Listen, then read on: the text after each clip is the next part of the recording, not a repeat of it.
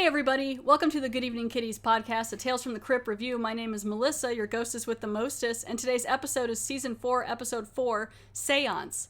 Today I have with me returning guest Cheresa. Hi Cheresa. Hi Melissa. Thanks for coming back. Oh, great to be back. Let's get into this episode here. Let's see. As always, John Kassir does the voice of the Crypt Keeper and Danny Elfman does the theme song. This episode aired July 4th, 1992. It was directed by Gary Fletter, who also directed movies like Kiss the Girls. The screenplay was by Harry Anderson, who also was in the Corman's Calamity episode, the one I did with Heather. He was the main guy in that, so that's kind of fun. This episode stars Kathy Moriarty from movies like Raging Bull and Casper. You're missing my favorite movie that she was in. What's that? That was But I'm a Cheerleader. Where she ran... Was she? Yes. She ran the conversion thing. Oh, yeah. I loved her in that. I haven't seen that movie in forever. Oh, it's so good. Gosh, it was probably at least high school, I think I've seen that movie. Yeah, that movie was pretty fun. It also stars Ben Cross from movies like First Night and John Vernon from movies like Dirty Harry and Killer Clowns from Outer Space. Have you seen that one? That would probably be why he is so familiar to me. Yes, I have seen that one. I was trying to think of where I'd seen him before that was so familiar. Yeah. Killer Clowns. Killer it has Clowns. to be. Yep. Not Dirty Harry. You would think. All right, so for Season 4, Episode 4, Seance, I'm going to read the description here. Honey, is that you? Flim-flammers aim to bilk millions from a widow by pulling off a spooktacular seance. Flim-flammers. I can't roll my eyes enough at that particular line. This episode is more of like a period piece. It was set, I think, around like 1921 in the episode. I kind of could tell like the clothing and stuff, and so I went back and looked, and yeah, so it's supposed to be like 1921, which explains why when we start this, the intro with the Crypt Keeper, he's acting like this noir detective kind of thing where he's having someone come in where he's going to take care of their case. And he's got like a cigarette, and he's wearing his little suit and a hat, a little fedora bent over. He's talking about some dame called Samantha, but he says Shamantha, which I thought was fun. I'm like, Shamantha? He's like... Her name was Samantha, and she was beautiful. So he opens up the episode here, and this one... It's like a lot of episodes, it's about scamming someone. Usually it's scamming or like a domestic thing or insurance fraud or voodoo. That's another one that's always in there. It has a little bit of everything, I think, in this one. Yeah, it does kind of a little, yeah. So this one here, again, is about scam artists. So this one opens up here, and it starts out at, it's like a medium, I guess. Yeah. Fortune teller. And Kathy Moriarty is playing Allison Peters, and she is all dressed up in her medium garb and saying all these words in this really bad accent. In this flame, let me witness thine image, Prescott Chalmers, my departed servant. In the expression of the sacred Taoist square, do I invoke your image. Satoraripo tene appararotas. Satoraripo tene appararotas. What do you wish to tell us this night?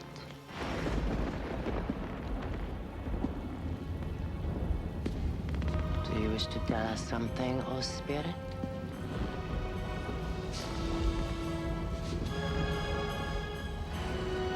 Jesus Christ, in a cardigan sweater. Benny! Basically setting this up. They're in this house, and they're setting up what their scam's gonna be ahead of time.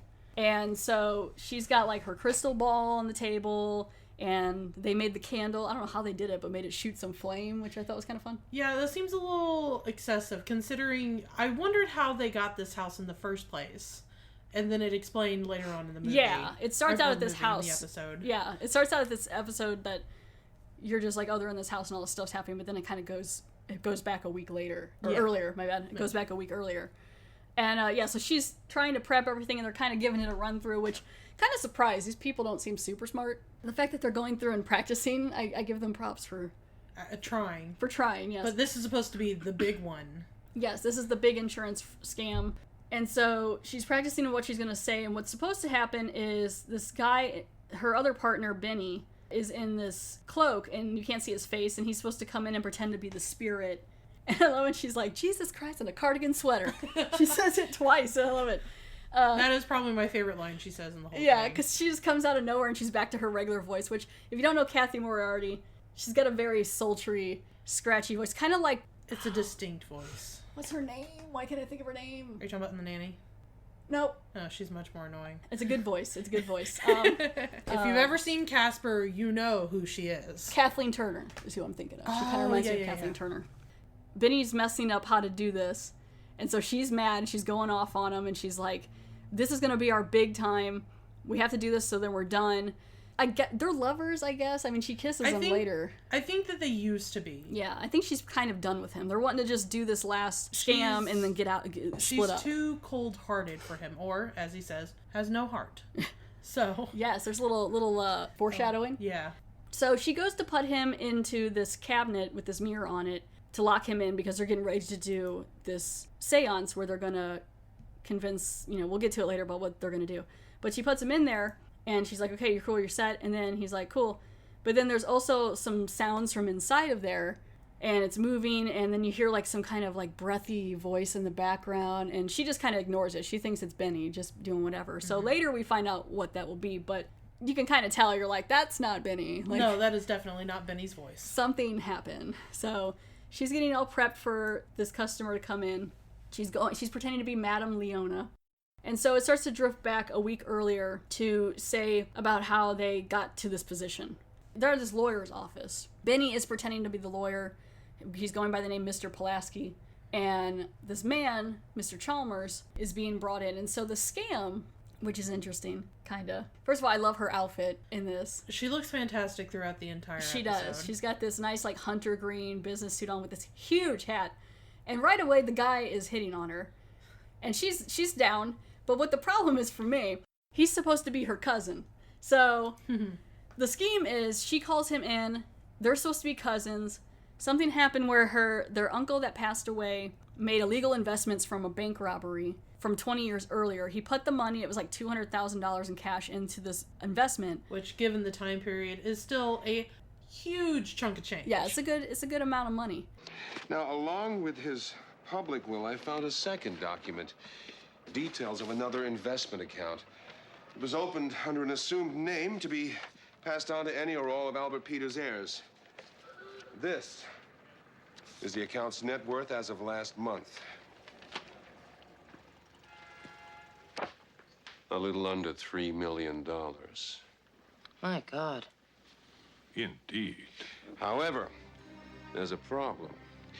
As you'll see on the first sheet, the account was opened a few months before Peters went to prison. The opening balance was $200,000, cash.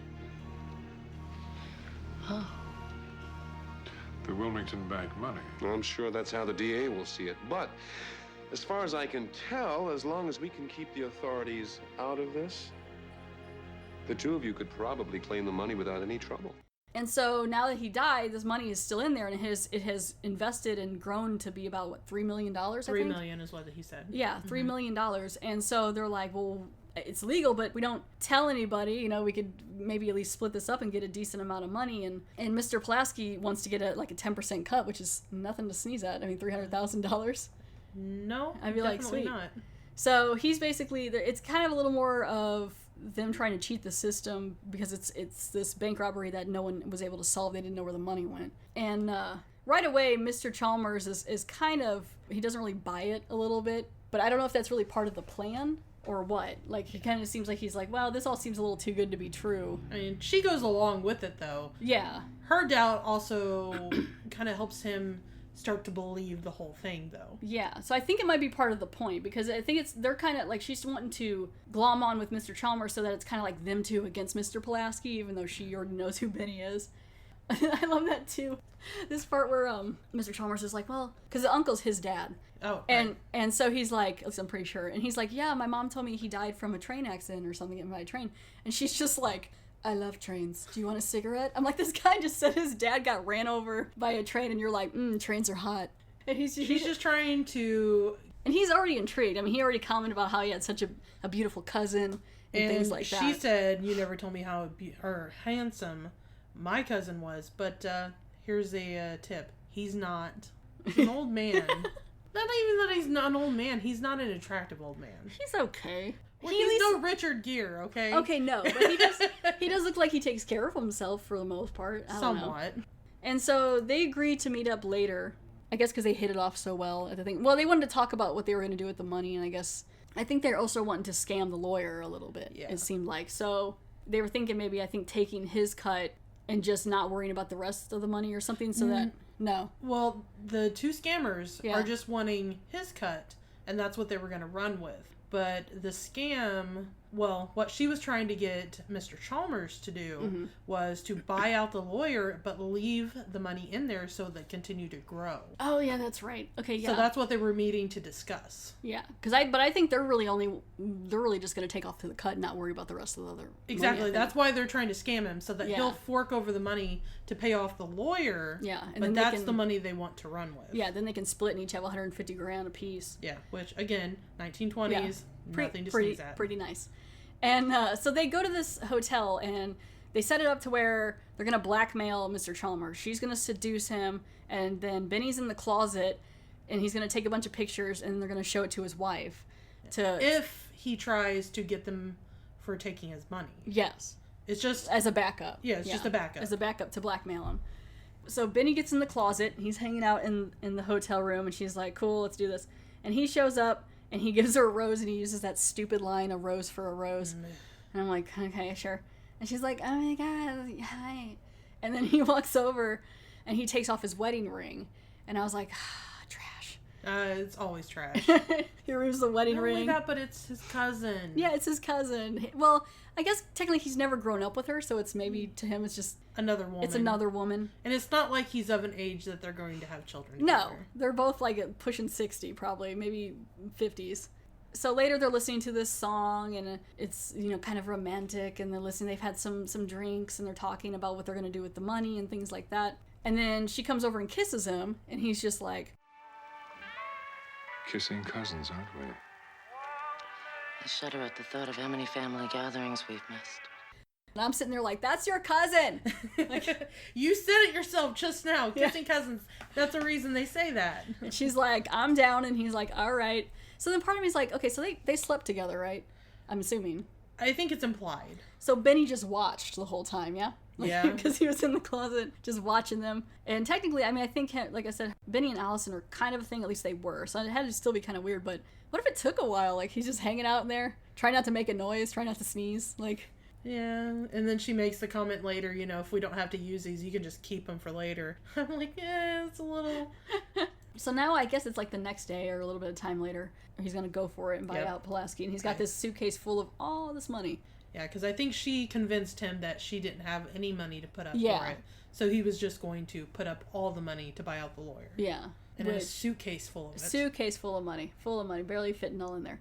They're going to work out the agreement. She's satisfied. Everyone's satisfied. So then as they're getting the papers ready to sign it, Benny blows it by humming the song from the hotel room. Well, I'll just get you to sign the documents.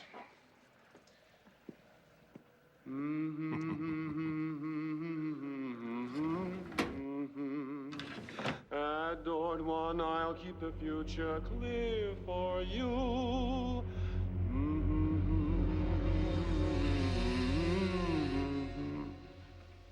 Is that one of your favorite songs, too, Mr. Pulaski?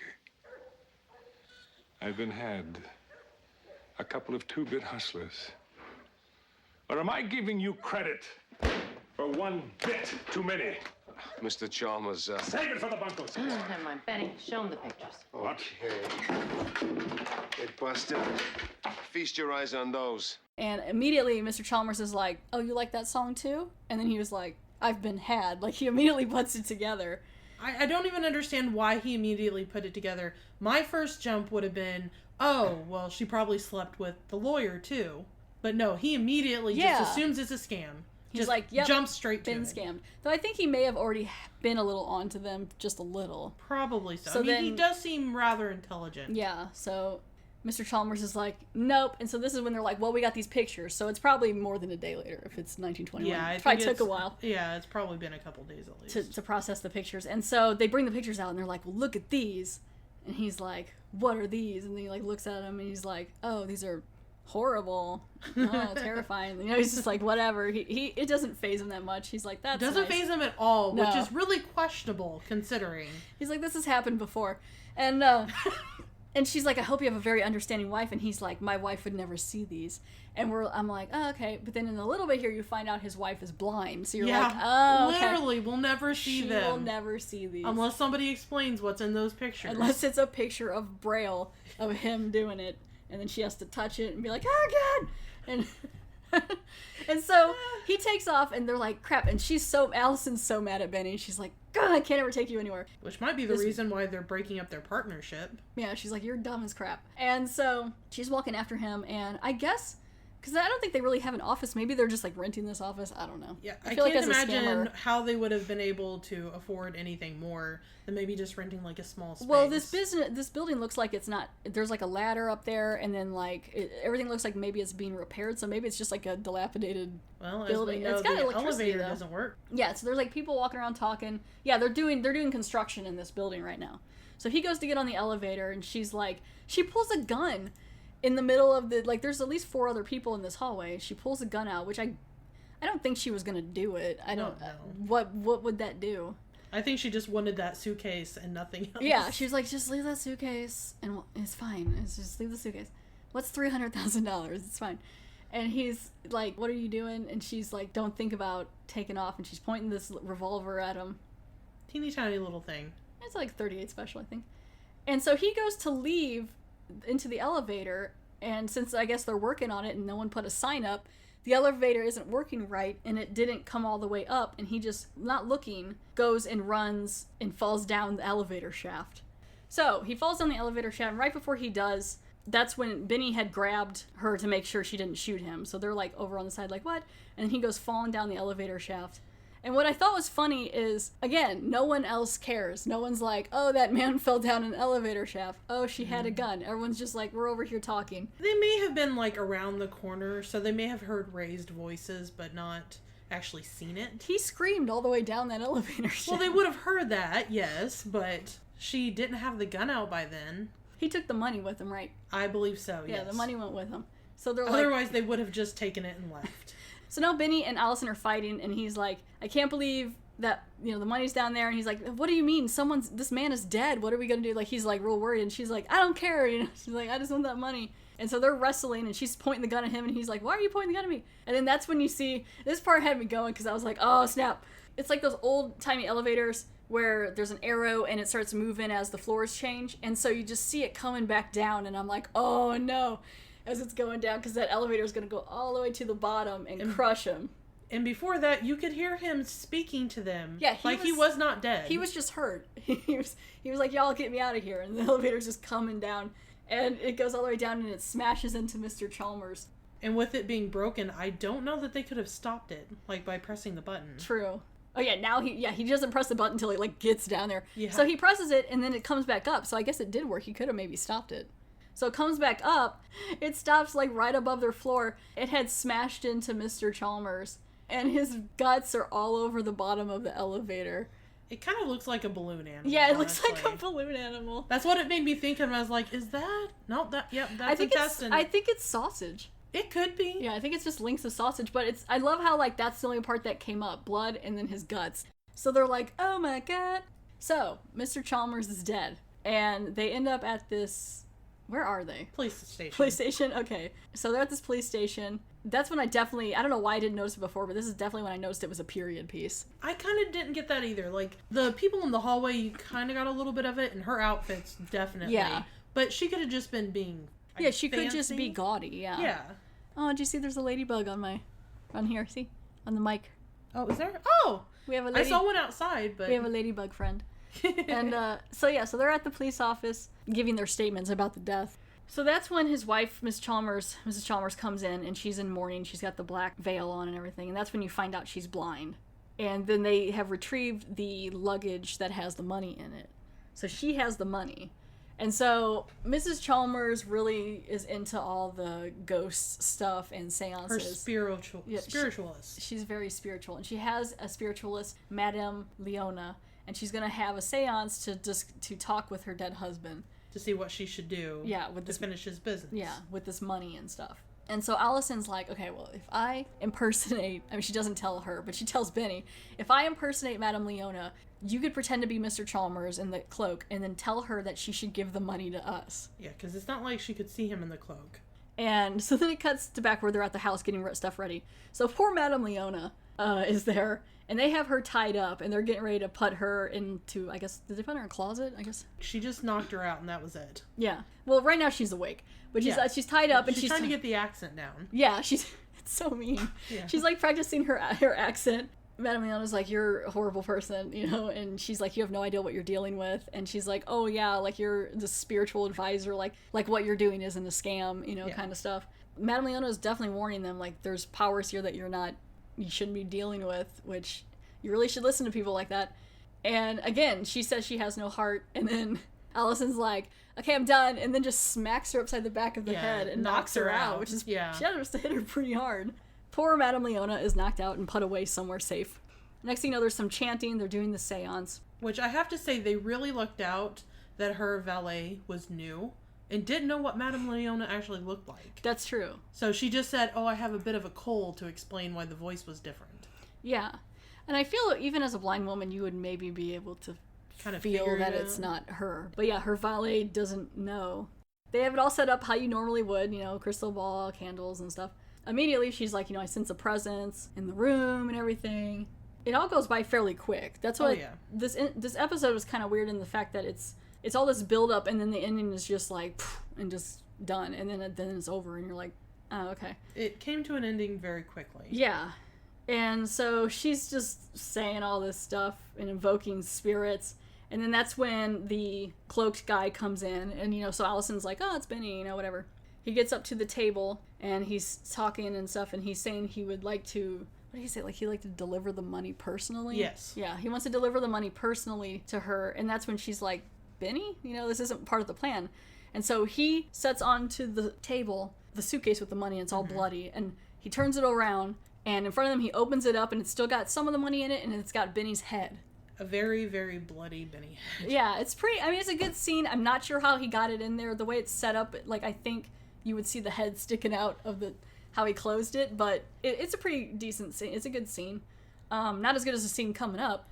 No. But, so Benny's head is in there, and she's like, oh my gosh, Benny. And then he pulls back the cloak, and it's Mr. Chalmers, and his face is, like, all cut up. And so somehow he came back. Seance worked. I don't know. Madame Leona did something. And not possible. She did warn her. Yeah.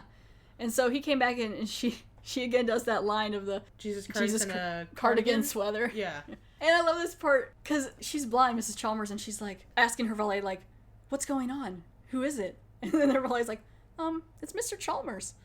It looks like Mr. Chalmers, Mom. Prescott, is that you? Yes, of course it is. What about the money, Mr. Chalmers?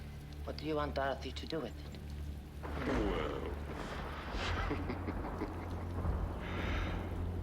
Well... Always faithful, I promised I'd be here for you. Prescott? Is that you? Waiting, Mr. Chalmers. Yes, Prescott. What shall we do about Mr. Pulaski and Miss Peters? Shall we give them the money? Yes. I want to give it to them personally.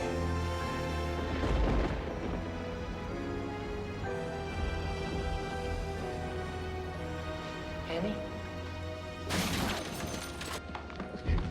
Guess it. Penny. You might call this bait and switch.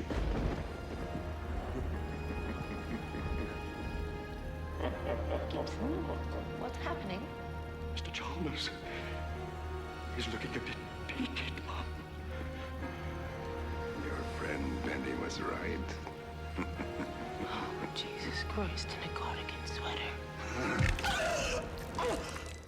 Mr. Chalmers says to her, your friend Benny was right, you have no heart. And so at this part, he reaches into her chest and like plunges into it, it's all squishy, and pulls out her heart with the longest connective tissue I've ever seen on a heart. Like the ventricles or whatever, the arteries, they're huge. I don't think that's how it works. I really don't think that's how the body works. But he pulls out the heart, and it's pretty gross. he pulls it out and it's all hooked to the, the arteries and stuff, and it's pulsing and it's just gooing all over the place. And he's like, "You have no heart." And he's just holding it, and she's staring at him like, "What?" Which technically she should not be alive. She should not be alive. It's still connected to her, though, right? Yes, it is still connected to her. Yeah, so it. Well, I guess she could still be alive in the same way as, how is he, who is dead? That's true. Touching her and pulling her heart out. Magic. Madame Leona. That's all I can say. This heart is just like squirting blood all over the place, and she's like, "What?" But yeah, I think after that, like, you would maybe at least pass out. Yeah. At least I would, I think. I don't ever want to find out, but I might. And that's the end of the episode. So she dies. Poor Mrs. Chalmers has got to deal with all that. She's taking it all pretty well. Yeah, I mean, he says it's a bait and switch, which I thought maybe it was he didn't really die. Yeah. And he was messing with them, but I'm pretty sure he's dead. Yeah, I don't know where else he would have went. Exactly. When he fell down that elevator shaft. And how they would have gotten the police to work with him. Yeah. I mean, he had a lot of money, though, but I think, he was... How can you reach into someone's chest like that and pull out their heart? I could punch you right now and it's not going to happen. No. Plus, to kill 2 people, I don't think the police would be down for that. Yeah. Maybe faking your death, maybe. Maybe. To catch, like, 2 scammers. Or if Benny's in on it. That doesn't explain how his head gets there, though. It's a fake head. Oh, okay. Fine. He's got a lot of money. That's true. Money can buy fake heads. But I'm pretty sure he's dead. Yeah. They got what was coming to them. Hopefully someone let out Madame Leona. And, yeah, so that's pretty much the end. Again, like I was saying, it was kind of an abrupt ending. It was a good ending in the fact that it was real bloody and crazy. Oh, yeah, and they got what was coming to them. Yeah. Although I felt quite sorry that Benny had to die. Yeah. I mean, he was... I don't want to say innocent because he was going along with her. But he was simple. Yeah. Compared to her. Like, I feel like she was the mastermind. Yeah. He was kind of dragged around, I think, by her. Yeah, so that's the end. It cuts back to the Crypt Keeper here. He's talking more about Samantha and letting her get her revenge on killing whoever wronged her here. And so he kind of closed up the episode there with his puns. Crypt Keeper, you're so punny. And the best Crypt Keeper pun is... In the end, I decided to let Sam handle things her own way. Go ahead. Slay it again, Sam.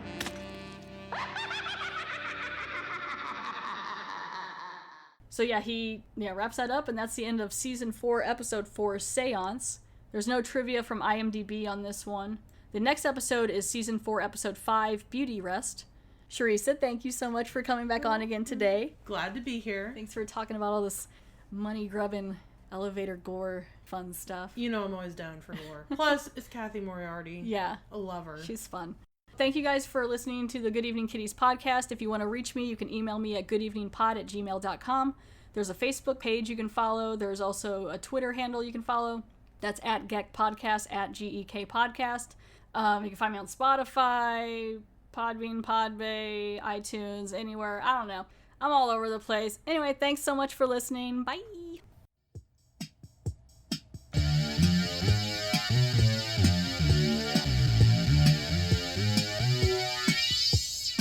I just had quite a scare.